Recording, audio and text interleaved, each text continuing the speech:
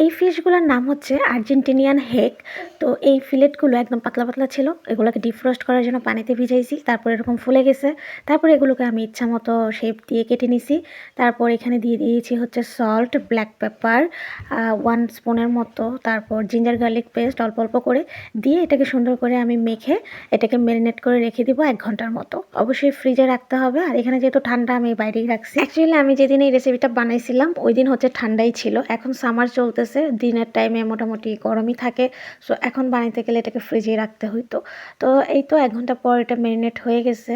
তারপর এখানে আমি দিয়ে দিচ্ছি হচ্ছে কর্নফ্লাওয়ার 2 টেবিল চামচের মতো, তারপর দিয়ে দিচ্ছি হচ্ছে ময়দা দিয়েছি 1 টেবিল চামচের মতো, দিয়ে এটাকে ভালো করে মাখিয়ে নিতে হবে। যেহেতু এটাকে আমরা বাটারে ফ্রাই করব, তো ফ্রাই করার পর এটার উপরে একটা ক্রিস্পি আবরণ হবে। যেহেতু মাছটার কোনো চামড়া নেই, নর্মালি কি হয় মাছের যে উপরে চামড়াটা থাকে সেটার জন্য মাছটা অনেক মুচমুচে হয় ভাজার পরে। যেহেতু ফিলেটে সেই ধরনের কিছু থাকে না, তার জন্য আবরণ তৈরি করার জন্য এটা দেওয়া হয়, এবং এটা খেতেও খুব ভালো লাগে, এই রেসিপিটাতে দিতে হয়। আর ফ্লেভারটাও খুব দারুণ আসে তখন, কারণ এখানকার মাছগুলো তো অনেক দিনের পুরনো, মানে ফ্রিজে থাকে, ফ্রোজেন মাছ। এটাকে হচ্ছে আমি বাটার দিয়ে সুন্দর করে ভেজে নিচ্ছি। আমি প্রথমে হচ্ছে 2 পিস মাছ ভেজে দেখেছিলাম যে এটা কি ভেঙে যায় কিনা বা খুলে আসে কিনা, তো দেখলাম যে না, ঠিকই আছে। তো সেই জন্য আমি হচ্ছে এখন এটাকে ভেজে নিচ্ছি বাকিগুলোকে দিয়ে। যদি কারোরটা খুলে আসে তাহলে আর একটু কর্নফ্লাওয়ার বা আর একটু ময়দা মিক্স করে দেন হচ্ছে ভাজলেই হবে।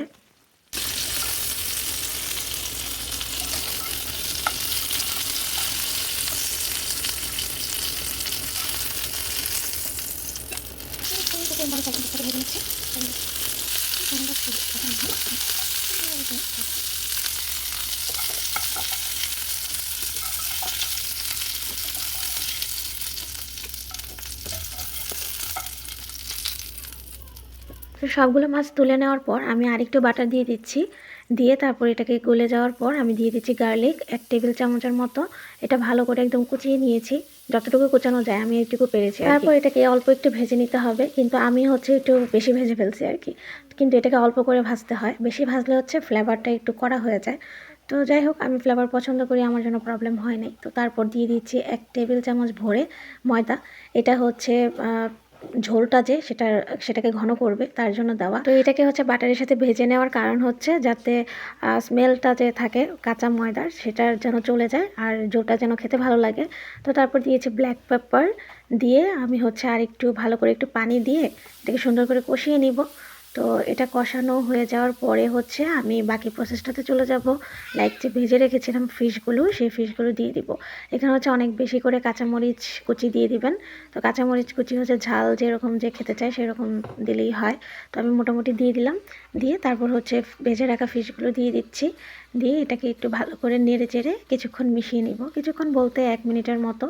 তো ভালো করে মেশানো হয়ে গেলে এটাকে নামিয়ে নিতে হবে।